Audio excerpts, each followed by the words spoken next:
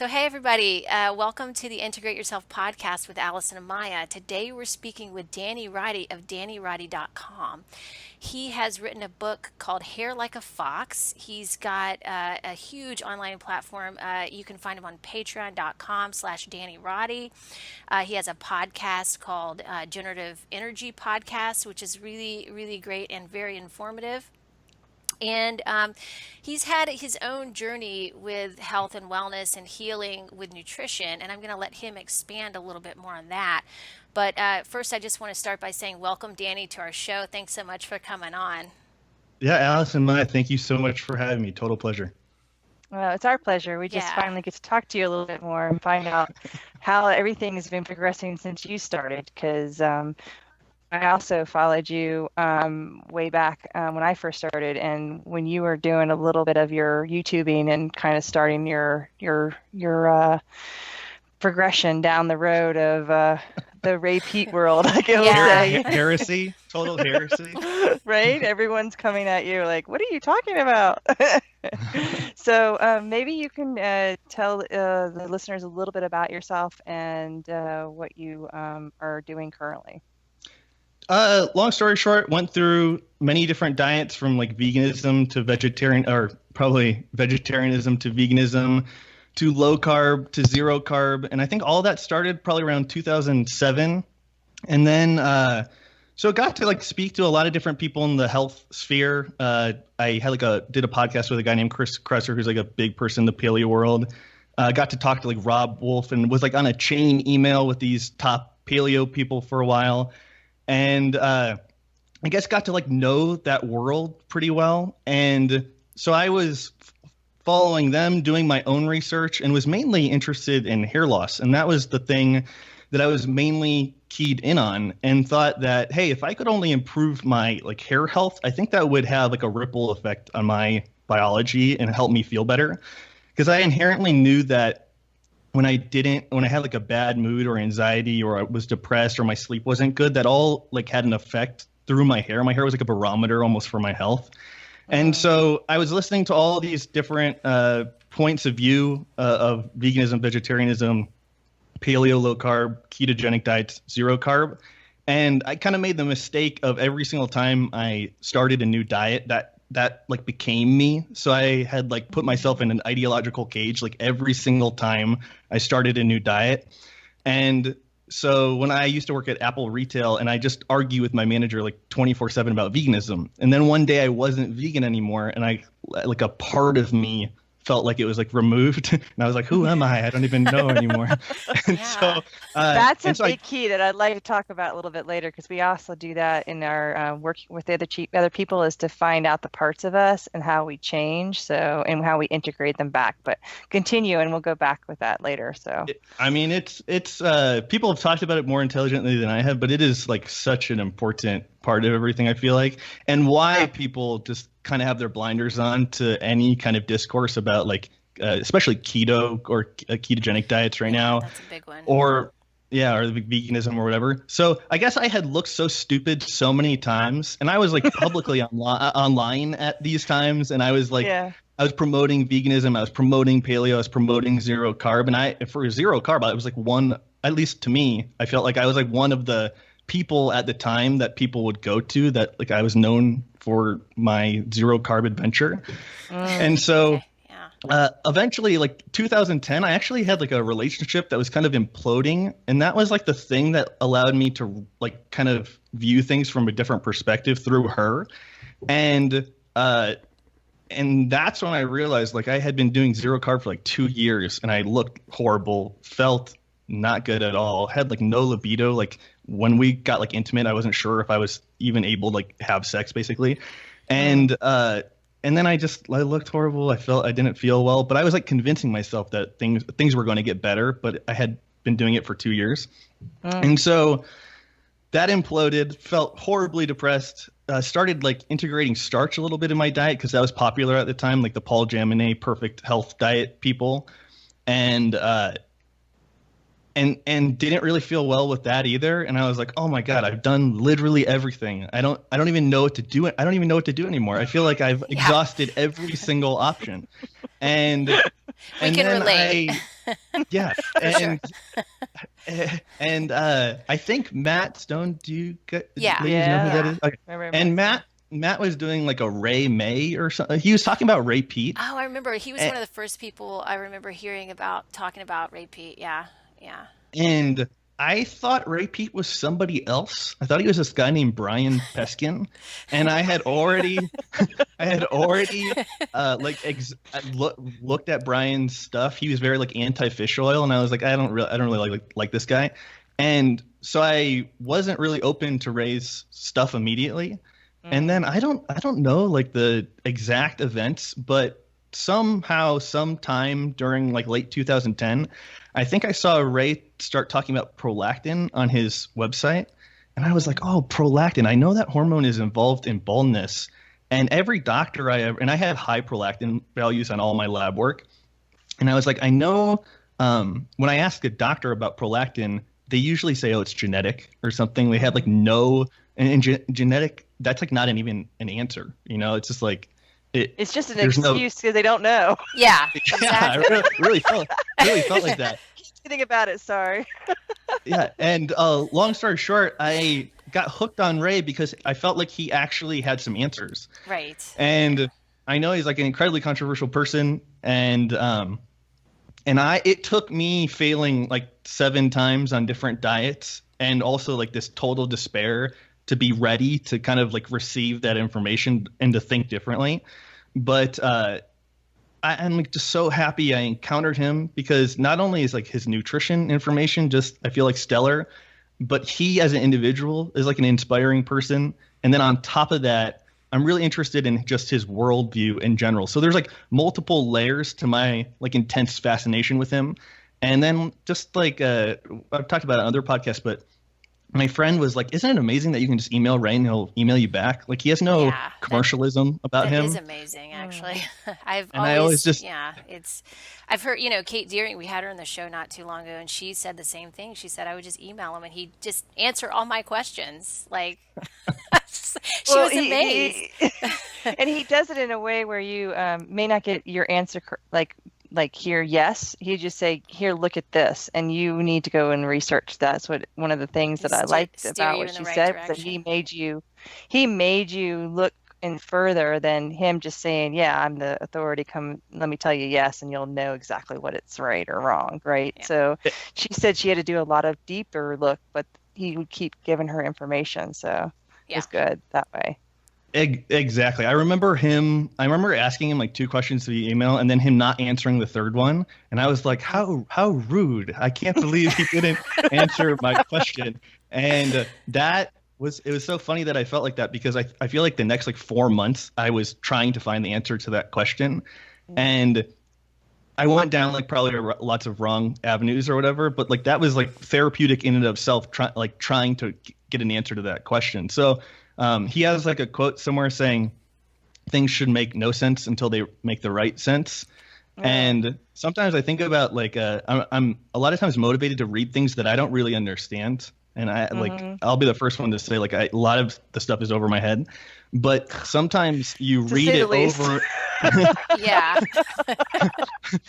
I used to remember when I was really in deep like stress, first starting this work, and I'd be like, what am I doing to myself? I don't even know what this said. I just barely had the energy read to this take thing, it in. and I feel like I can't even get this in. And I was just to help myself and cure myself. What am I doing? Well, that's like we can talk about this more, but like that's where I feel like the pulse and temperature come in. Like you can take these objective markers and form a foundation where it's not like, hey, trust me, trust what I'm saying. I know what's best for you. You know, like anybody that has that approach is like a huge turnoff, at least to me now. Yeah. But if you can like give somebody the keys, and I really feel like that's what Ray does. He's like, here's the map or whatever, and the map isn't finished. I said this in my last Patreon thing, but I feel like Ray is like, if the body is a house, Ray is like looking through the window, and I'm like 10 blocks over trying to look through the same window. And then some health people aren't even in the right neighborhood. Yeah, exactly. And so, but yeah, just like his work, sometimes I'm like, oh, well, if like parathyroid hormone increases prolactin, they both like shock the bones to release calcium in the blood. Like maybe they should have an effect on aldosterone. Then I'll look it up and like sure enough they do. So Ray's like work allows you to pursue things yourself without having to rely on like his direct answers. At least I've found that many times for myself. Yeah, and I think Have you it's found because any? go ahead. Oh, I was going to say, have you found any indications of what you've kind of gone one direction and Ray's kind of going one direction, and you just seem to think like I remember Matt Stone, he had something about fructose. He didn't find that, or something about he didn't feel that went really well with Ray's things. He kind of went the other direction. And then we also know Josh and Jeannie. That's kind of where a lot of that metabolic blueprint, their program they had, helped us a lot.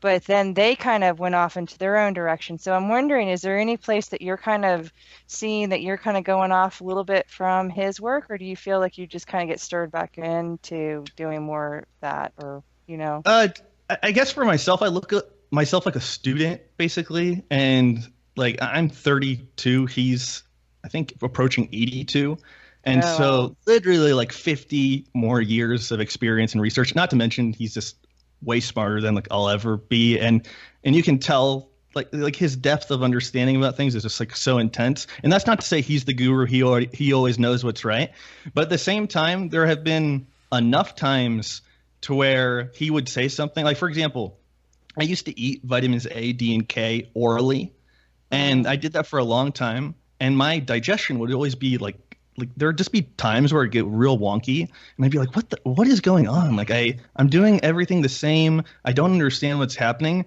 And more or less, I would just do this for like a year or two. Like I couldn't understand what was going on. And then at one point, I was like, wait, Ray, I know doesn't use the vitamins orally, and I had known that. But I just never could get used to putting them on my skin, or like my pants are tighter, so it would like rub off on my whatever. Anyways, long story short, one time I found plastic wrap, and that sounds crazy, like to wrap yourself in plastic. Awesome. But it was actually way better than just putting them on and having it go off on the pants. And so I did that, and like within a few days, my digestion had improved like 100%. And so that's like a way of saying, when he says something, it's not like, oh, I have to go do this now. But sometimes later, 6 months, a year, 2 years, I'll be like, oh, that's why he does that. Right. And there have been lots of times where I have come to that conclusion. And so I'm very like hesitant to write off something he says, even if it seems kind of weird to me in like the first time he says it. And also I get the sense that he's like an incredibly sensitive individual, like sensitive environmentally. And I kind of have always felt like that for myself. And that's one of the reasons I don't think I fit with paleo people, because I think when I would have conversations with Chris or Rob or here Matt Lalonde, I think they thought, and this is just my reading, they thought people like me were hypochondriacs or crazy. And so And so just like small shifts in temperature and hands and feet and stuff, like I remember Chris saying that was like not a big deal or whatever, or it meant you were going to live longer or something. And I was like, no, I know it makes me feel horrible when I'm freezing cold all the time. So not to dump on those people. There's a fine line there, isn't there? You know what I'm saying? So, I mean, it is important. You know, you don't want to say it's not important, but at the same time, like you don't want to obsess about it either. So, but it always amazes me how that part of it is not addressed in those diets, like the temperature regulation, you know, like all these people are cold all the time. Like, why are you cold all the time? You know, and there's a reason. Yeah, you look great, you may, or whatever, you know, you have have a great body, but at what expense? Like, and it's not to say you can't have a great body doing, being healthy and actually having a good temperature regulation, but, you can do both, but it takes longer sometimes, I think, for some people. So that's kind of where it is, and Ray Pete's work is very, you kind of have to bring it to the individual. It's not one size fits all. And that's why I think too, people have a hard time, like really taking in the information and understanding it. Cause they need, like you said, Danny, like maybe it's not going to work now, but it could work later. So, Also to your point last time, like the different interpretations of Ray's work are so like vast, you know, like I would always, if anybody were to ask me like where should I learn more about Ray's work, I'd be like, well, avoid my work in all of the forums and groups about him, and then go to his website or listen to him talk. And then I would also say it might be really confusing, and it might be literally painful to try to figure some of what he's saying out, but it will be of huge benefit, I feel like, in the long run. And like just getting those basic things like, okay, the blood sugar goes lower, the adrenaline goes higher, the cortisol goes higher, like that basic physiology. I'm not saying everybody needs to become like a PubMed warrior or whatever, but having those basic things in place, I feel like protects the individual from like going astray or going down like a crazy rabbit hole. Right. And one of the things I like about Ray's work is it's so simple. Like the application of a lot of things are simple. And so it doesn't need to be like the most complex thing in the universe. And so just as an example, a lot of I talked to a lot of guys that take that drug finasteride and then they stop taking it. And then a lot of people are under the impression they have this like post finasteride syndrome. And they identify as that. So like I'm a PFS sufferer, and like the thinking that they have like an incurable disease or whatever. And so I feel like a lot tell our listeners what finasteride is and what a P. Would you say P? Like so finasteride is that popular baldness drug, or it's called Propecia. Yeah. Okay. And so I had taken this drug a long time ago, and it just like reduced my libido to basically nothing. And I was like 22 or 21 at the time. Wow. And so I was like, okay, so, and then I encountered tons of men on the internet who had taken this drug and just felt like their lives were ruined. And so I no doubt think this drug is very dangerous, but I don't remember my point about why I brought You said something about being a PFS sufferer. Survivor. Long story short, like starting whatever the person thinks is wrong with them, like taking like an objective approach, and then keeping it simple rather like you know, I remember why I brought this up. The guys with the PFS think they have like the most complicated problem on the planet, and I do think it's complex, but I don't think the therapies are complex. And so like keeping the thyroid function up, keeping the nutrition good, like eating liver and oysters and orange juice and milk and things, I think that would be like a best approach rather than getting into these like hyper complex regimens that take many different supplements and things like that. I always feel like that is the more complex an approach is, to me right now, usually that feels like the more incorrect it is. Yeah, I agree. Yeah, because more complicated it is, right? Yeah. It doesn't. I always have to come back to the simple. Like life is about simplicity. You know, make it easy. I think it's KISS, keep it simple, stupid is the acronym for that. You know, and most people really want to make it complicated because they have to go to a doctor and then get the doctor to tell them everything that they need to know. And so we go into that whole authoritative, complex that people need to have, permission to be their own health, knower and researcher, Yeah, that's a whole other can of worms. And one of the quotes Ray says that I just love to death is something to the effect of like using the nutrition and light and thyroid and progesterone. That's like a therapy in and of itself, like learning how to use those things. And I really feel strongly because I'm writing a new book, and one of the key like points or chapters I'm like focusing on is how to like get out of that mindset that you have to hand over your agency to a physician to like experiment on yourself. And I really think that's like a symptom of stress. But when Ray was talking about, I identified so closely with being cold all the time. And so when Ray was talking about that being an important factor in the rate of metabolism and resistance to stress and things like that, I was on board so fast. And I remember like ordering thyroid from Mexico like so quickly. But I understand that a lot of people don't like to do that kind of thing. Well, let's talk about that's that. A good lead. Yeah, because that's actually something that I noticed with working with just seeing the new Instagram post that Josh. Josh put out, was that, people are, taking on the idea of just taking T3 or taking T4 or whatever and not knowing how to utilize it, or that they don't have enough information, and then they cannot support themselves enough with the foods that they need. And so one of the problems is that, people will start supplementing first before they're realizing how to support themselves. So maybe talk about that, because you did jump in, and, maybe you can tell us, where are you now? Do you still take the thyroid? Have you stopped taking thyroid? What's goes on for you? Yeah.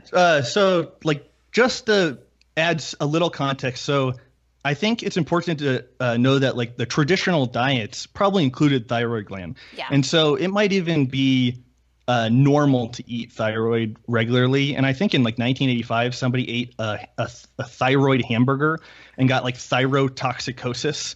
And then the FDA banned the sale of thyroid after that. Just and from so that one incidence? I'm pretty sure that's what the reference says. And so I think even if we were talking whenever this was at 1984, 1985, like we all might eat thyroid in our food, like occasionally in sausage or something. So that's like one thing. And then the other thing is, I agree with Josh. I think I've seen like lots of horror stories. I'll rephrase it. Not horror stories, but just people saying, hey, I started taking thyroid, I don't feel good. I actually feel worse. Yeah. And I have no trouble believing that, not only because I know I've experienced that. Also, I was one Sino-Plus tablet, which was like the type of thyroid I take. It's actually 3 grains. And at one point I thought it was 1 grain. And so I overdosed on it, like way overdosed, and felt really bad. Wow. And so there were like lots of missteps and things, and lots of things that I'm like, oh, that was stupid. Like, I can't believe you did that. But at the same time, all of that led to like a better understanding about myself. And so I would never want to be like, tell people what they could or couldn't use to make themselves feel better. And I think if we're forming like a foundation of reasonable things to do when you want to feel better, obviously nutrition is like very complex, how to use mushrooms or how to use the orange juice in milk. If the person doesn't tolerate milk, like maybe they have a small intestinal bacterial overgrowth or something. Right. So there are like lots of different issues just with the food. And yeah, I occasionally will run into somebody that doesn't seem like they fully grasp what thyroid is going to do, and they'll take it and feel worse. So that is like definitely a possibility. And that's why I think finding the best information available is so important, And I always feel like if I'm just talking to somebody every month or something, and they're using me as their sole source of information, I feel like that's a really bad approach. And I'd always recommend like reading Broda Barnes's book, Hope for Hypothyroidism, the Unsuspected Illness. Yeah. And trying to really get into it, and at least on and that book is not a difficult read, or reading Hans Selye's older books and things like that. So just grasping the things. And I think even Ray said when he used to help people when they'd come to his house, like he'd assign them books to read, And so if somebody's talking to me one time, or I'm sure they see one of Josh's videos or something, and then they start taking thyroid and have no idea what's going on, I don't think that's the best approach. But at the same time, that person's free to do whatever they want, Yeah, good point. Yeah. Good point. Sometimes I think people have to go through something to learn from it too, but yeah, and the food foundation is important. Like really, knowing like what you said with milk, it's a great example. Like, how about like working the carrot in, once a day before you start trying to do all that other stuff, Exactly. And that's really important, I think. There was like a KMUD episode where somebody called in. They were like, hey, Ray, I'm depressed. I can't sleep. I have arthritis. I can't. My bowels are slow. They don't move. And just like a litany of different symptoms. And Ray's like, oh, have you tried the carrot salad? and it's so simple. It's like this. Yeah, it's so simple. Like try this basic thing that will lower endotoxin or serotonin or estrogen, and see how you feel, and make little incremental progress things. So just to beat a dead horse, but also sometimes I'll be talking to somebody who starts taking thyroid and will feel worse. And then I'll be like, well, are you eating liver like once a week or so? And they'll be like, oh no, I'm not going to do that. Yeah.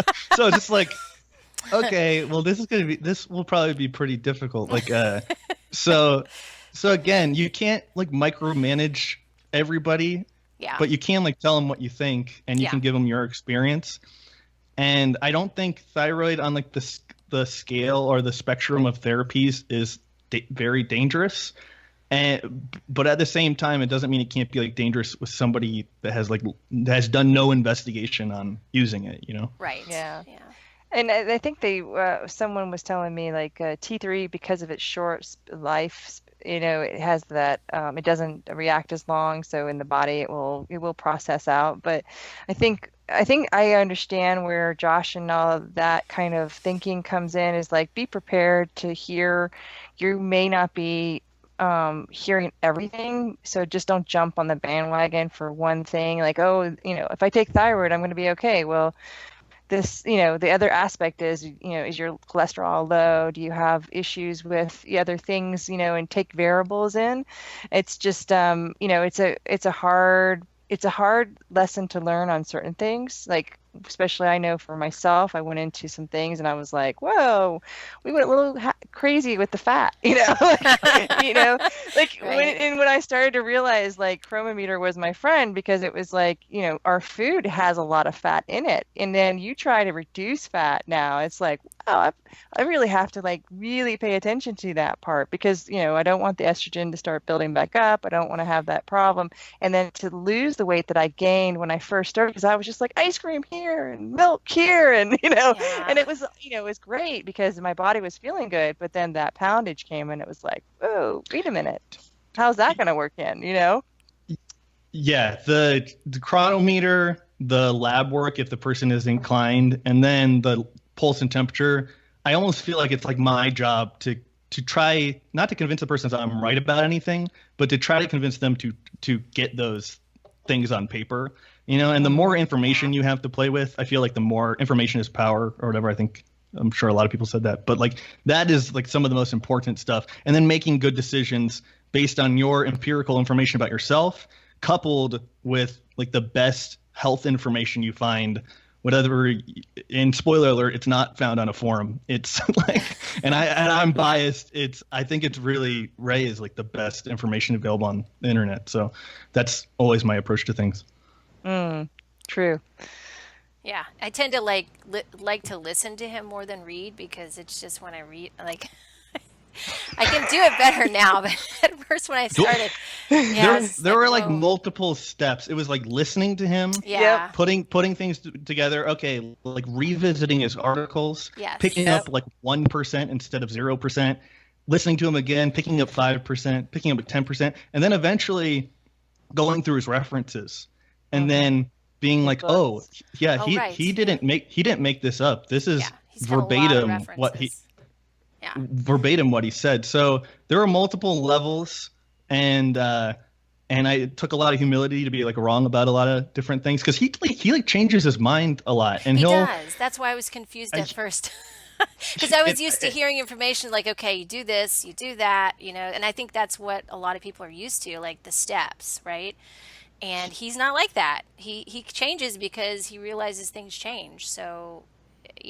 Well, he has a quote, I think, in his Nutrition for Women book, and it's like, if we accept that knowledge is tentative and it's going to change, we'll be less likely to. I'm going to screw it up, but it's like less dogmatic about the ideas. Right. And he's like a true empiricist, because he used to not recommend mushrooms because assuming there was like the agarotine or hydrazine chemical, and then he found out like cooking them for 3 hours would get rid of it, and that mushrooms had like this host of unique benefits. So he changed his mind and started recommending. Like, I can't really think of many people, at least in my proximity of paleo people, that have significantly changed their ideas. Like Mark Sisson, I don't remember last time he completely flipped on something.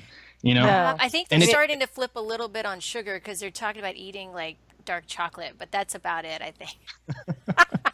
They're not going to the pure sugar or doing any they haven't fruit, quite admitted it yet, but they are starting to work sugar back into the equation a little bit, but they don't want to go too crazy on it. Yeah, go ahead. Go ahead, Danny. Well, I could talk a lot about that, but like I remember the same people basically progressing the idea that it was a toxic poison. Yeah. I think at a certain point wanted to seem progressive and flip their ideas on it. But I was like, that it just rubbed me the wrong way because I knew like it I don't know what I'm trying to say, but it was like a Just felt extreme maybe or something. Like it yeah, just didn't but it make was like, oh, sense.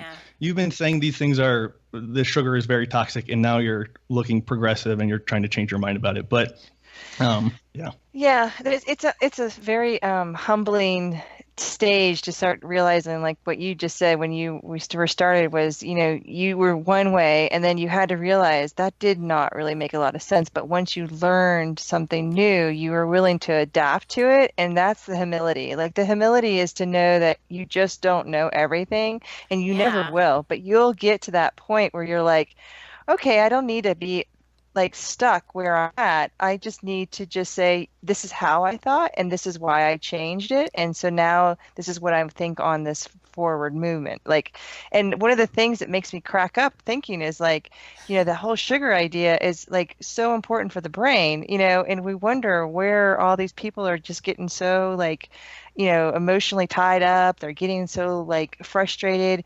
And you think how often your brain needs that sugar. And it's like, wow, you can't live without sugar. It just doesn't make any sense. Yeah. It's a Well, yeah, you'll physiological fact, basically. I mean, I remember learning it in exercise physiology when I was in college. It's like very, very elementary for athletes to, recover with glucose. So, I mean, I think it's like an easy scapegoat and it's culturally acceptable. yeah. And so I don't feel like once those two things merge, it's like hard for anybody to like get out of that mindset a lot of the time. And I don't think I would have ever reached that conclusion had I not done no sugar for 2 years, more than that. Right. Like even when I was vegan and vegetarian, I stayed away from any kind of sugar. And so knowing that that didn't like improve my health and really feeling compelled that stress was the umbrella term for just all of the different problems. Like I had no trouble believing that, especially after reading Hans Selye's books. But and then kind of understanding when the blood sugar decreases, you're going to increase the CRH, the hypothalamus, the pituitary adrenal systems, and it was just like, oh, this kind of I'm finally putting the pieces together to why sugar would be really important for restraining the stress response, and so I don't think I had the pieces before. Like if somebody asked me why sugar was bad in my vegan days, I would have just had a blank face. I don't think or I would have made something up that I didn't understand. Right. And same with the low carb, zero carb people. Like just a minimal amount of investigation kind of like shatters those various myths about the insulin spikes and things like that. So those things are real easy elevator pitches though a lot of the time. Yeah, Yeah. and I'll share that I was on the antifungal diet for like 3 years on and off, Same. basically. That's And why so I went on no zero sugar. carb. Yeah, and I totally Yeah. hit a brick wall. I just with energy, and I felt like, I mean, I was in my, I think I was in my or late 30s or in mid 30s, and I couldn't believe how terrible I felt. And I just could I had to have these naps in the afternoon. I couldn't, I had no energy and my muscle was wasting. I looked, I lost a lot of weight and I was kind of skinny, but I wasn't like, there was no Functioning. muscle there. And I still had a bloated belly. So Yeah. it was kind of like, wow, this just wasn't working. And as soon as I started to work in, I got connected with Josh and Jeannie and started working with them. And he was like, oh, really, you just need to start working sugar back into your diet. I'm like, what? Like, that makes no sense. And I was like, trusted him on it, at first, but it was hard for me to really get into it. And that's when I started looking at Ray Peat's stuff, and my belly went away. I started feeling like way more energetic and so much better. So I was like, yeah, this is this is it. So, and before that, it was just like, what else can I eliminate? It's like Yeah. I've done it And all. and that's the box that we start creating with all this, like you got to stop eating this and you can only eat that, and then people get like locked in, and it's like you miss like life becomes a drag because you're constantly worried about what you're eating and how you're eating it and which way it needs to be prepared and all the other symptoms that we kind of put with it together, which is really draining for the mind. And the body's just like, can you just let me have what I need? Stop. This craving is not a willpower thing. This is a real thing that I need to survive. Like, this is something, and go ahead. Yeah. Sorry to interrupt you. That's so important. I feel like the idea that like the better off you are with some kind of diet is the more willpower you have to resist your basic like biological urges. I think that's so hilarious. Well, not only because I entertained the idea for many different years, but it'd be like the similar kind of thing of like, oh, you need to go to the bathroom, we'll just hold it as long as possible. That's a great analogy. Wow. And so I don't know, we trauma that people have had because they couldn't go to the bathroom in a public place, or they I couldn't go to the bathroom at school, so they had to wait until they got home, or it's like that analogy is true. It's like you were putting so much more tension in your system because you've got this idea that you can't do something. It's like, wow. Really? And then on top of that, so say the person is under the impression they should restrict sugar or whatever, and then you have like the keto people saying, well, that's gluconeogenesis, or like the creation of new sugar from protein, like through the liver. Mm-hmm. That's actually better. And so why are they saying that? I don't understand. Like, if you know science, it doesn't make sense. Right? But you have like a spin on the bad stuff. Yeah. And so Dominic D'Agostino was on Joe Rogan's podcast. I just saw that. I saw you mentioned that on Patreon, and I was like, I just watched that. That's so funny. And he's like an incredibly intelligent person. I'm sure I'd like love to hang out with him or whatever. But like some of the things you were saying, I was like, oh, that thing he thinks is good is actually I think is bad. And so it's like these different interpretations of, oh, keto is making the person healthier, when I would say, or using a lot of Ray's different like framework for things and references I have, I would be like, oh, that's actually not a good thing.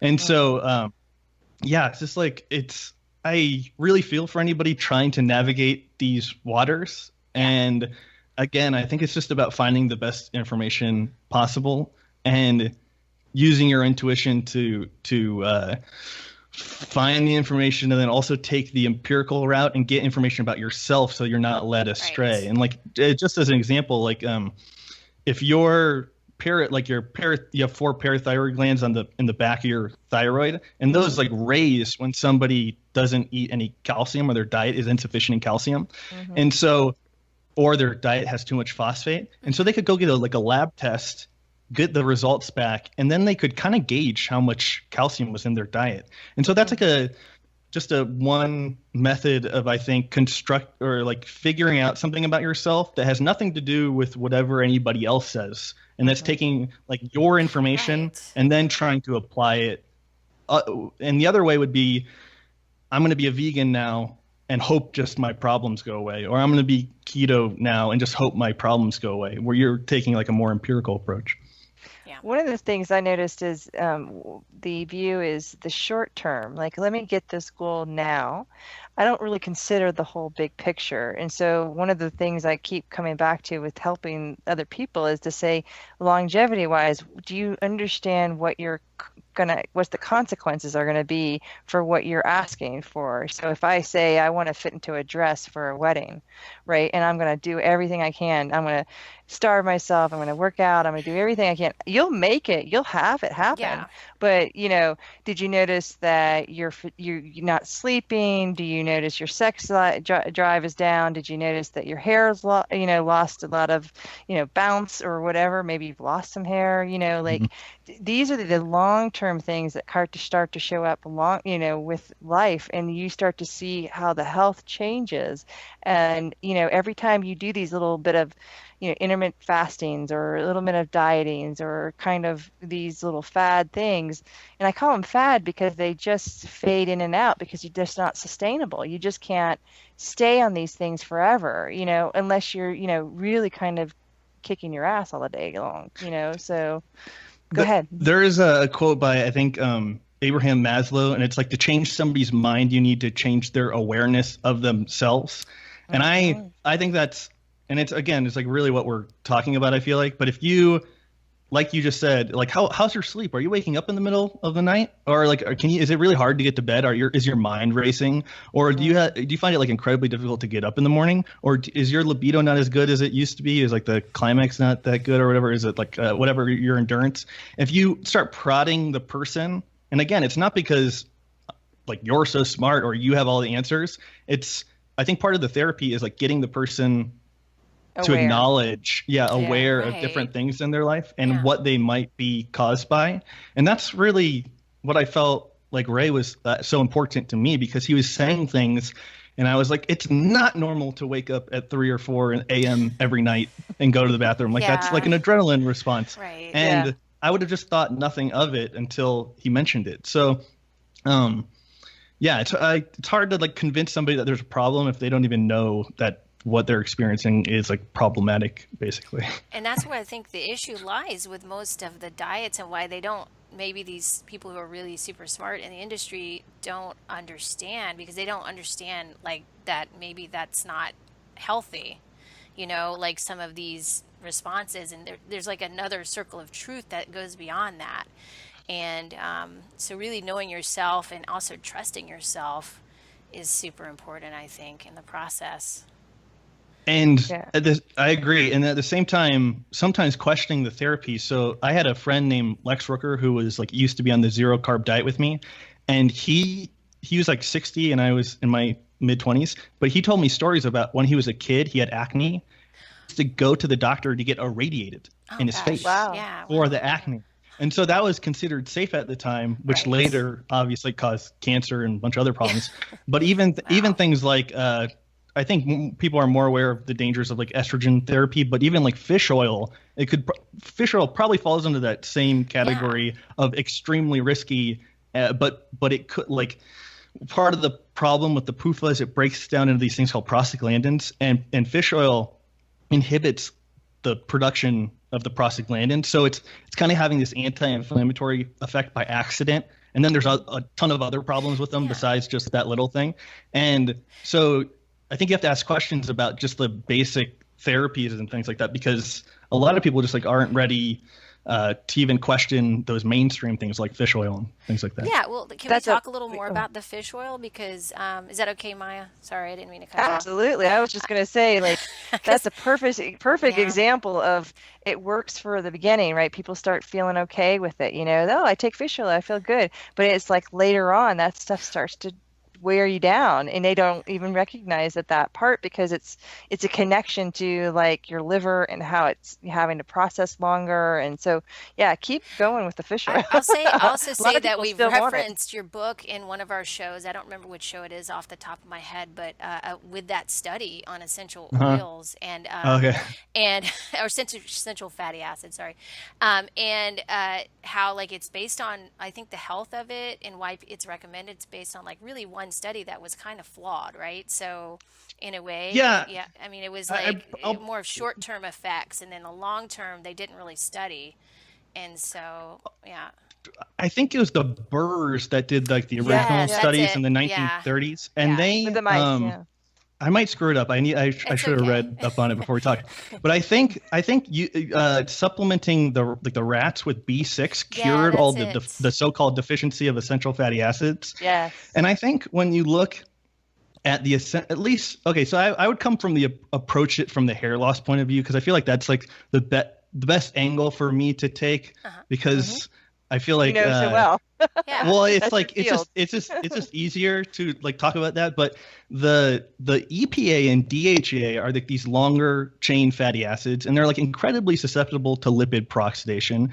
And so that's when like during the oxidative stress, when the electrons are being like passed through the cell ultimately to oxygen, if things like thyroid or oxygen isn't available because carbon dioxide is low, the electrons will start interacting with like proteins and fats in the cell, and they'll interact with these long chain fatty acids and cause lipid peroxidation. And this is like incredibly harmful for the mitochondria.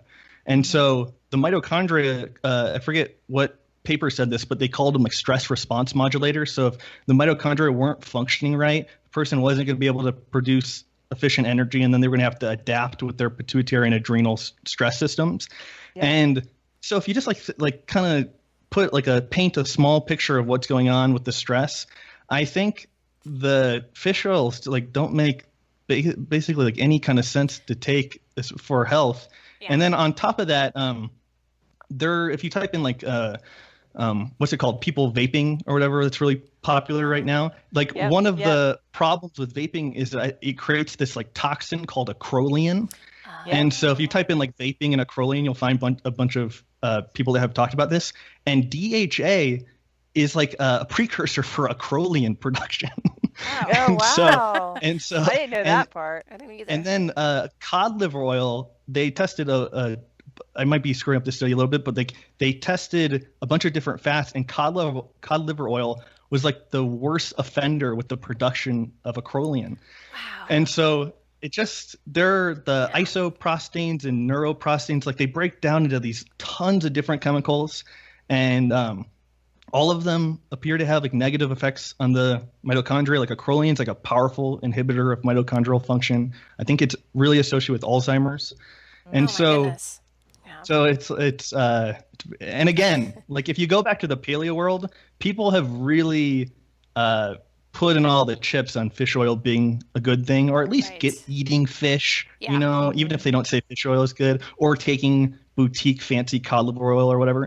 Right. So it's like really, and I know this from personal experience, it's really hard to like shift your thoughts on that, because you're literally, you have to have like an insane sense of humility, because you're saying, oh, I was wrong. And not only that, I was making money off of these fish oil products. And also I might have been like actively harming many people. And so it's like, it's a real tough position to be in. Yeah. Which you brought up something is I've heard a lot in the industry, health industry, is everyone's talking about the HPA access and how much this is a big concern to, you know, keep your adrenals from fatiguing out. But then like one of the things that, you know, we've always heard is the dogmatic, you know, chronic fatigue syndromes or whatever they call it, based on the idea of just looking at that whole system and saying, okay, well, that's the reason why your adrenals are taxed, but then not saying, okay, well, wait a minute, what's causing the adrenaline and the cortisol to crash and not recreate itself, or what is it that you're constantly inhibiting? And I think someone just talked about like how much, you know, testing the cortisol and seeing what's happening in your system will change.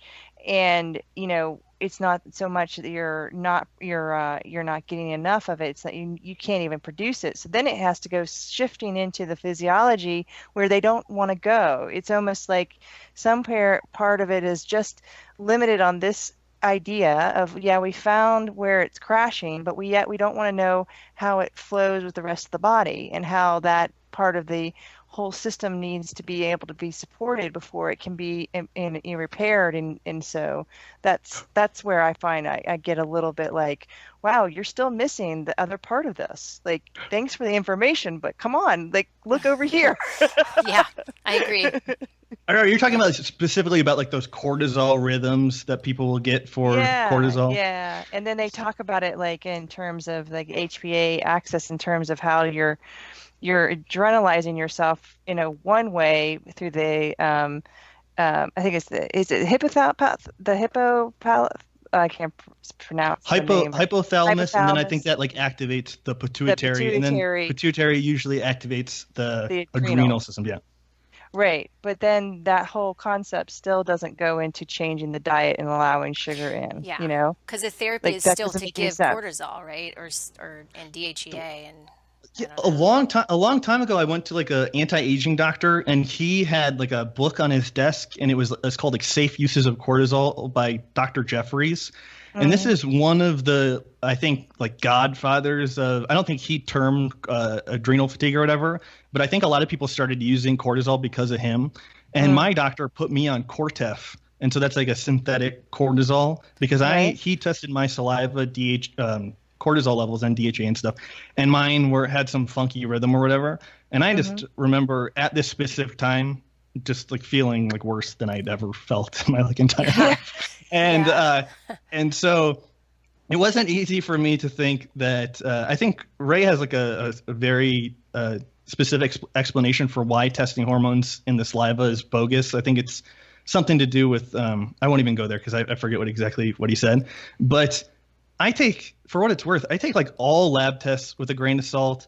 I really try to go by like just my general understanding of symptoms and things like that. And then using the lab tests, and then also going with the symptoms and like easy, non-intrusive ways of moving the situation like a favorable direction. But some of the therapies that come, or so-called therapies that come out of the adrenal fatigue world, are just real nutty. Like they'll use ridiculously high levels of DHEA. Yeah. I remember a doctor telling me like 50 milligrams twice a day, and I think like a normal healthy young person makes about like 5 milligrams per day. Oh God! Wow, it's crazy. And, why don't they just eat food? Like I have a client who, well, I'll say, I was helping somebody, after like 5 years of after cancer, post cancer, and I can see it very clearly. It's an energy regeneration thing. Like she just really needs more energy because her body's going through an intense healing process. And of course the doctor, she goes to her naturopath, comes back, oh, she's going to put me, they tested my adrenal. She's going to put me on some cortisol and DHEA. And so, whatever. I mean, you just hope that they listened to what food options you gave, right? Yeah. So that she kind of say, she is. Support She's yourself. Open to it, so I'm hoping that will help. So, but yeah. I guess why I said that was because they are still recommending those things, and I'm really surprised by that. But I think I took like testosterone for a while too when I was like vegan, and I was like 120 pounds, like injecting testosterone. Oh, yeah. And some of the things like my anti-aging doctor believed were just like so crazy. Like, and he was like entertaining kind of my lunacy and like injecting his own lunacy into the situation. But we did some of like the craziest shit together. Like that, like looking back, I'm just like, I can't believe he let me do that, or that he recommended that thing. And I think and I lived through it to tell about it. Yeah. And I went on tour and did it on tour too, which was even more bizarre. So that's a whole different story. But looking back on it's crazy. But again, I think some of these people, especially like that doctor, had probably didn't think that the person could regenerate. Like a lot of people are under the impression that the person is genetically frail or whatever, and they're going to fall apart. And so there's no hope of renewing. And so I think maybe if the person thought that was like actually the right way of how human physiology played out, maybe some of his therapies made sense. But if the person can regenerate and it takes good thyroid function and like low cortisol and low estrogen and serotonin, prolactin, and making sure light is good and digestion is good, the person isn't leaning towards constipation or diarrhea or things like that. If you focus on all those variables, I think it paints a different picture. And so again, it's just with like what the person is, like what their point of view is, and then how that plays out and what they want to do to you, basically. Yeah. And I think that's the part where, the other side of the coin, where, you want to be wary of every supplement you take and being concerned about it. But there's also a part where with, experimenting, like you really want to have like an understanding that you're not going to break. You may feel a little crappy after trying something, but you will recover. Like there is a recovery time that and if it doesn't work, stop, and then if it didn't work this time, doesn't mean it's not going to work the next time. But it is that, like, you've got to be able to free yourself in allowing yourself to experience these things, because all of it matters in terms of where you're going to be and what you're doing and how you're going to be doing it. And so, like you survived, right? You did the worst things you could think of in your mind, but you still got through it, right? Right, yeah, exactly. And your results are changed, you kind of, I would assume you're not the same person anyway, like you were when you first started, right? Because you seem to have a lot more energy. You haven't lost your hair. It looks like everything's kind of changed for the better. So, I totally agree. My friend Karen, I did a few podcasts with her, and she's like one of my like inspiration people. I like love talking to her because she'll always say something and I'll think about it for a long time. And she's like, Danny, I don't know anybody that's like asked me questions or I've talked to, and then I'll talk to them later and they'll be like, thank you so much for solving my life problem. And she's like, I've never heard anybody like say that before. And I was like, yeah, nobody ever says that. That's not like a thing. and and it's like, yeah, like this, I understand why thinking about Ray's like prolific amount of work is like overwhelming, and engaging with it is even more overwhelming, and trying to figure things out. Like that's correct. She says that it's courageous to want to do that and want to heal, and specifically in a way that seems like overcomplicated or that you don't fully understand. Like it's amazing that people even do that. But at the same time, it's like you said, it's like a long journey. I think I literally started messing around with food and stuff in 2006, 2007. And like I feel like I learn things about myself like every day. And so for anybody to think like that I'm going to talk to somebody on Skype or whatever, and they're just going to surrender their will like over to me to let me fix them or whatever, is just really like, I even think about if I had full access to Ray Peat or something in 2010, would that have like expedited my healing process? Like probably not, because Right. I remember a lot of those like failures being major aha moments, and like William Blake has a quote, and it's like, you never know what's enough until you know what is too much. And I feel like I'm like the poster boy for that. Like thing, like I've like overdosed on everything and been like, oh, that's where the limit ends on that thing. And so and like I don't think Ray could have explained that those were just things I had to experience. I had to go through my own, basically. So yeah, it's a wild ride. Totally. Yeah, we talked about this with Kate, where we were so appreciative of her book. Have you read her book? Do you know? I haven't, but everybody I've ever talked to about it says it's excellent. So it's like the baby book that we would have liked to start with Ray's work. Like it is simple in terms of the, like some people come into it and they're like, well, I don't agree with this. Okay, great. Then like I have someone I know, and we interviewed her. She had a kidney transplant and years ago and had some estrogen dominance, and so she's starting to delve in, and every time she was talking, she's like, that makes so much sense. And but it made it so simple for her that all she's doing, she can't even really do like but a quarter of what the book's saying, but as she's just simply gotten into it, she's feeling so much better, and she's not in that overwhelmed stage where like we talked about earlier. But that was the best, like little, it's just a little bit of food of thought that you can just start with, and then progress into Ray's work and Hans Sele's and everyone else's work, but it is, I guess, what we kind of laughed and said, yeah, I would have loved to have that book when we started. Yeah, it would have been much easier, but that's good to know. People always reference it and I'll be like, oh, that was really simply worded, and simple is the best thing, I feel like. So yeah, I always like tried to make videos that being like, oh, this will answer so many people's questions. But I think I've gotten to the point where like I really like to like satisfy my own curiosity. Yeah. And so I think that has like moved me into like some kind of direction where it turns a lot of people off. Well, you seem to have a big following, though. It seems like people really like what you put out there. Yeah. One of the reasons like that I like to talk about hair loss specifically is I think there's like so much bad information out there about Absolutely, it, and and obviously there's so many different points of view on like diabetes or like hypertension and stuff. Right. And eventually there's just like this path where I was like, I can keep learning about hair loss or whatever, or I can go down and get into like the minutia of the diet world. And since I didn't see like that much value in it, and also I have like this intense curiosity about the hair loss, and so I was like, I'll just go down this road instead.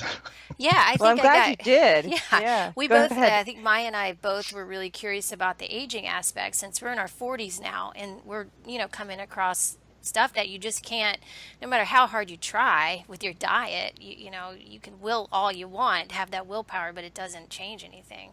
So I'm glad we got, stumbled onto this information earlier on so that I wouldn't have to start now as opposed to, but it really did prepare me for middle age and for women anyway, there's a lot of things that doctors will tell women, I don't know, or take estrogen, and they're still actually recommending that, which is just crazy. But yeah, so that's kind of what the similar thing we're just like really interested in. It's not like, do this to lose weight. It's more about, hey, let's like, go through the aging process more gracefully, and not just accept that this stuff is just happening because it's supposed to happen. Yeah. Well, that's interesting. Like, so the new book I'm writing, I'm basically trying to convince the reader, don't ask like what causes hair loss, ask what causes aging. Yeah. And because like the one thing that is the most, like the biggest determinant of whether somebody loses their hair is their age. Has nothing to do with like literally nothing else, not the DHT, not the 5-alpha reductase or whatever. It's the more advanced age, the more likely the man or the woman is going to experience so-called male pattern baldness. Yeah. And so the younger guys, like the guys 16, 17, 18 in their early 20s that I talk to like regularly and like post on baldness forums like, I'm 16 and I'm going bald. What do I do? It's like crazy. Oh, wow. Like I think those people are, and one study I think or article in 2010 by a guy named Trueb said that baldness was like a premature aging phenomenon. And like for women, I would say like PCOS or polycystic ovarian syndrome was like a premature aging phenomenon. And then menopause has been called like a major landmark in aging. And I don't know if so-called andropause or whatever I think it's a little different. But so it's like you look at all these things and it's really in the context of aging and stress, and aging and stress being like synonymous basically. And so, and yeah, just like you two, those were the big questions that I was really interested in learning about, because again, if you're thinking about having the keys to like do things yourself versus, oh, I wonder what Ray thinks about this, I'm going to email him. Like, obviously he's good for things like that you have no idea about or never be able to understand or whatever. And it's amazing that he's alive and you have this resource that will email you back, or like clarification about his work. But at the same time, asking these big questions and then trying to find an answer, like a general answer to them, I think is really helpful. Yeah, I agree. Well, the thing that I kind of always wanted to see is how much research have you noticed about like male baldness being a synonymous with aggression and emotional instabilities. Like the PubMed, I haven't been able to research a lot of this, but I see a connection where a lot of these athletes have become bald as they're getting older, like 16-year-olds, like you said, the 18-year-olds having the hair loss, but they're really big athletes. Or there's the whole mid section of life where everyone's trying to be so conditioned, trying to look, a certain way or whatever. And you're starting to see that, the hair loss is a deemed, good thing. Bald, guys are, everywhere, it seems. In some ways, I find that I'm noticing that connection, but I haven't had the time to research like how that is all connecting to hair loss in terms of like aggression or what's going on with them in terms of like, what life's kind of showing up, that they're advancing their aging through all their activities. Yeah, that's like the kind of stereotypical explanation that masculinity is involved, causes the baldness, and so that's why men are more likely to experience like that horseshoe shaped pattern. But one of the things I really like to think about is I don't know if there's like a technical name for it, but it's like neonatal male pattern baldness. So like newborns of both sexes, like when they exit the womb over like the first 1 or 2 years of life, will have like a horseshoe shaped baldness. And so it's like the genetic explanation really makes no sense when you think about the neonatal baldness. And then when you look at the like a hormonal situation of like an infant, boy or girl, they usually have like crazy high prolactin levels when they're born. Sometimes it's called like witch's milk, which they'll like have milk out of their breasts. And so I think that's with mothers that are like hypothyroid symptoms, not to say that they have hypothyroid, but they have the low energy, and maybe when they had the child, something else kind of created, in vitro and all that. And when they kind of had their babies, the energy wasn't able to sustain all of what it needed to the development stages. Is that kind of what you're saying? I need to read more about it, and so I'm going to speculate a little bit. But I think the delivery process is really stressful for the newborn. And I think when the baby's in the womb, it actually has like a low concentration of oxygen and a high concentration of carbon dioxide. Mm-hmm. And so immediately when it like enters the normal oxygenated environment, I think that's like a powerful stress to the newborn infant. And I think I would hypothesize that's one of the reasons the prolactin goes up, because I think many different experiments, if they expose animals to like pure oxygen, all their stress hormones will go up. And likewise, like living at altitude, the thyroid hormone goes up and like prolactin and other stress variables go down. And so this brings up the importance of thyroid and the creation of carbon dioxide, which is just typically completely not addressed at all in the health world. And Chris Masterjohn, who you should probably talk to at some point, but he's like one of the open-minded, slightly paleo people that is actually just a really good resource, I feel like. And he's talking about how carbon dioxide is important. It's one of the reasons you probably want to go into ketosis to produce less carbon dioxide. And also carbon dioxide is like a cofactor for vitamin K. And the more carbon dioxide, the more vitamin K can like do its job. And so like I don't know anybody that doesn't think vitamin K is important. So obviously carbon dioxide would be very significant.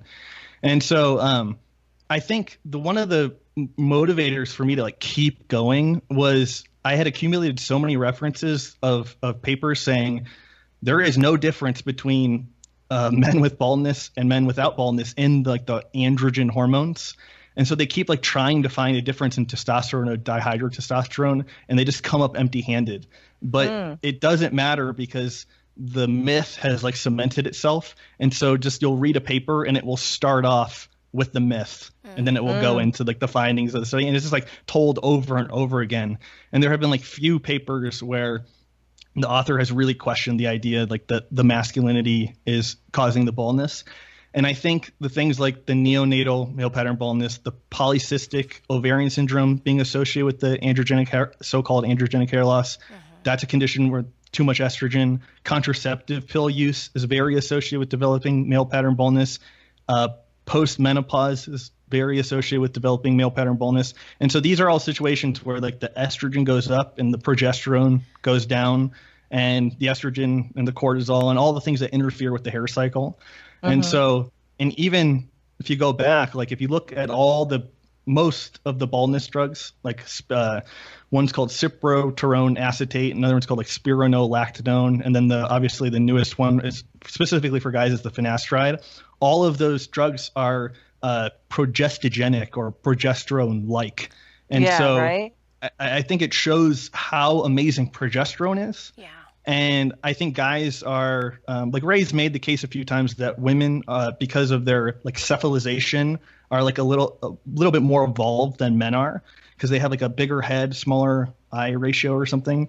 And I need to read more about it, but I think that's because women naturally have more progesterone than men, and I think that protects them from baldness, among other things. Interesting.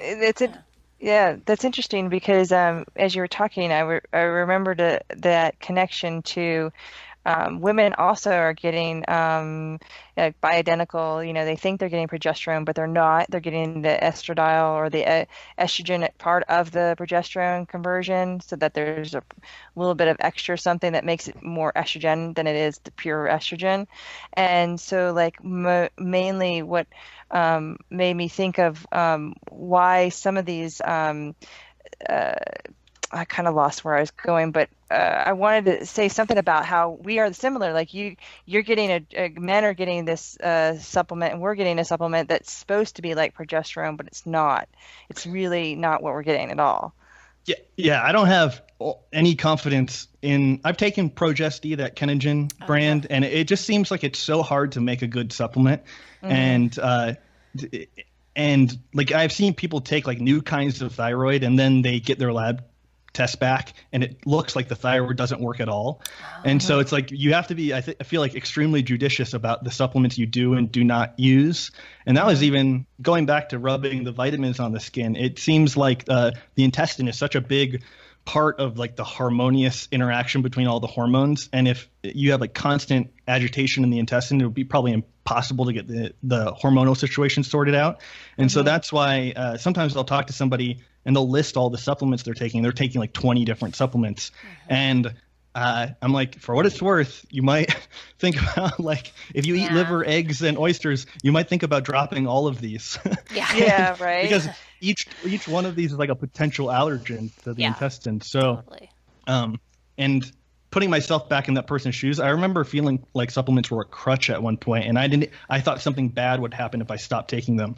And so I think it's like a psychological or stress kind of related thing as well. Yeah, and there's a lot of people who have their own issues with food.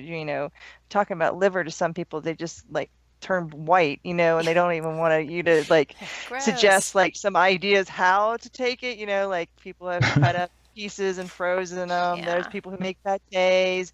There's people who do all these things to kind of change the taste, make them into tacos or whatever. But if you just say liver, they just go, no way. Like you say, they just drop back and like. But these are these dogmatic thoughts that people have that, like this food isn't good, oysters aren't that great, this is kind of not my flavor or my texture. I don't like this, I don't like that. So it's really hard to kind of help people like progress back into like the simplest things are there. Yeah. So you're right. I think the making things like pâtés sometimes can warm people up to liver, but yeah, I think I had like the unique ability to convince myself that if it was like healthy that I could do it. And and I know that not a lot, I mean, some other people I've talked to don't have that ability. I could like eat tree bark. I felt like if it brought me was useful to my life in general. And so, but yeah, I sympathize with like not having that point of view. Well, guys, we're coming up on an hour. I wanted just to say, ask if anybody had any other questions or anything else you wanted to add. Danny, you want to tell us more about a little bit about your book that you're writing right now? And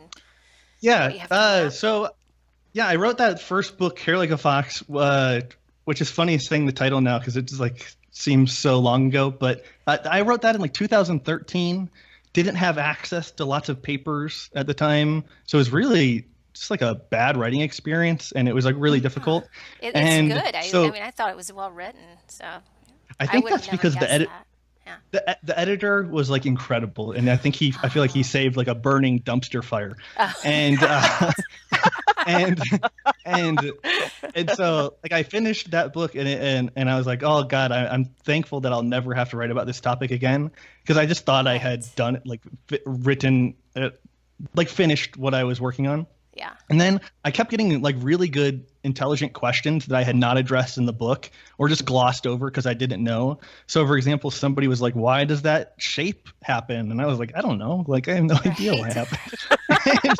and I about that. And so eventually, I don't know when exactly, but at some point I was like, my work is like not finished. And I became more interested in it.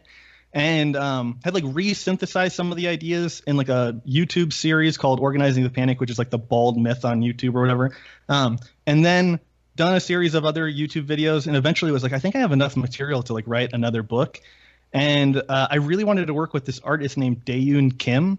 And I was like, you know what? I think if he does the cover, I'll do another book. And like I wrote him, and he said yes. And I was like, shit, I have to write this book now. Darn it. I was hoping he'd say no. You set yourself up, I'm sorry to say. Yeah, really. And so I'm going real slow, and because like I feel like each week I learn something or I change a little bit, and so I think I have like a skeleton of a first draft, but that doesn't really mean much because I think I'll go back and change a lot of it, and I'm just trying to go slow. I thought I was going to be done this summer, which was insane. Not even close. And I think it'll probably be done next year sometime. But I'm just trying to write like if I get hit by a Mexican bus tomorrow, I'd be like, well, at least I finished that book. So I'm trying to make something like real good. Yeah, hopefully you won't get hit by a bus. Yeah, hopefully. Allison and I have tried talking about writing a book together, Yeah. and one of the things I will say is I really want to focus on seems like it's already been written, in some ways, between the knowledge of like Kate and the knowledge of you and some of the stuff that Josh and Jeannie have written. So it's almost like I want us to like organize it in a way where we can at least bring something new, because it seems like there's so much already written, in some ways. So I don't know, we've played around with talking about doing it, so it's going to be an interesting collaboration when we finally choose how we're going to write it or what it. But we know that this process is not easy. Yeah. And it is quite a challenge. So. Yeah, that's like, for me, it's like an understatement. It's like been the hardest thing I feel like I've ever done. Oh wow. Yeah. But I guess I think that like it's like self pressure, because I identify with what you just said. Like, why do it if it's already been done already? Like if Ray has already put out all the details, why would I like waste the time to regurgitate what he said? And so if you like. I felt at one point I was like, okay, I think I can like uniquely voice this and do something different. And if I ever feel like I'm not doing that, or if I'm like just regurgitating what Ray is saying, I'll usually like erase it and try to start over. So it's difficult. It's not like a healthy thing to write a book, I feel like. Yeah, you're doing a lot of sitting too, right? Or standing. Yeah. Oh yeah. So I do want to definitely plug your Patreon page, Danny, and just let everybody know that they can find your Patreon page at patreon.com/DannyRoddy, and we'll put a link on the YouTube video as well for this. But do you want to say anything about that? Because I've been involved in 2 of your live streams, which I really liked a lot. So that's good to hear. That's the only way I make money. So not that somebody should or shouldn't pay me, but like I don't have any extra incentive to sell supplements or my books are free. And so when Patreon came out, I was like, oh, what a unique opportunity to liberate myself from any kind of commercial endeavor of selling things. Mm-hmm. And I don't anything I'd ever make, I was like so excited to release it out and like to share with people that it always was like, oh, I have to put a price tag on this so I can pay rent, and it would always felt weird. And so I'm so fortunate to my patrons that like support you, Allison, like the people that support me, and I can kind of have go in different directions. Like I'm doing a CIA podcast with Ray next week or this week on Thursday. Yeah. And so I just don't feel like that would ever happen. Like, I don't think that's going to be a big money maker. Like it's just something that's going to happen that I'm interested in doing with him. And, so yeah, just like lets me be a artist and like do whatever I feel like doing, which is just incredible. Yeah, that's awesome. That's kind of how I feel about it too. We started a Patreon page. We have we haven't really launched it yet, but it's we're getting ready to officially launch it at some point. But people can find that at patreon.com/integrate yourself, and it's the same idea. We want to really just connect with our community and do similar things to what you're doing, as far as like, answering people's questions and being available for that, and also putting our work out on that as well. So I thought it was really cool. You kind of gave me some ideas on how to do it. So it's still kind of uncharted territory for me though. Yeah. Well, I think it's uncharted territory in general. I think me and Rhonda Patrick, and I think she uses she's a little. She's doing really well on that, actually. Yeah, really well. I think she uses it a little differently than I do, but like, I was so happy to make it work because I just hated selling things. So I think that's it keeps amazing you from using avenue advertisers too, and selling people like supplements, and that's why Exactly. Yeah. So, well, thank you, Danny. Any closing statements that you'd like to make, or any way to the best way to contact you would be? You just email me at dannyroddy@gmail.com is fine, or tweet me. I've been tweeting a lot lately, so that's like a good way of figuring out what I'm up to. Cool. Well, thank you for coming on. We really enjoyed this conversation. Thank you so much. We'll have to have you on again, because I'm sure that I had so much more I wanted to talk about with you, but I think, we have to cut it off at some point. So we'll have to have you back at another point, because, there's always It'd be more my to pleasure. talk about. Totally. Yeah. Thanks, Danny. Thank you. And Thanks, we'll Allison. talk to you Thanks, soon. I'll email you.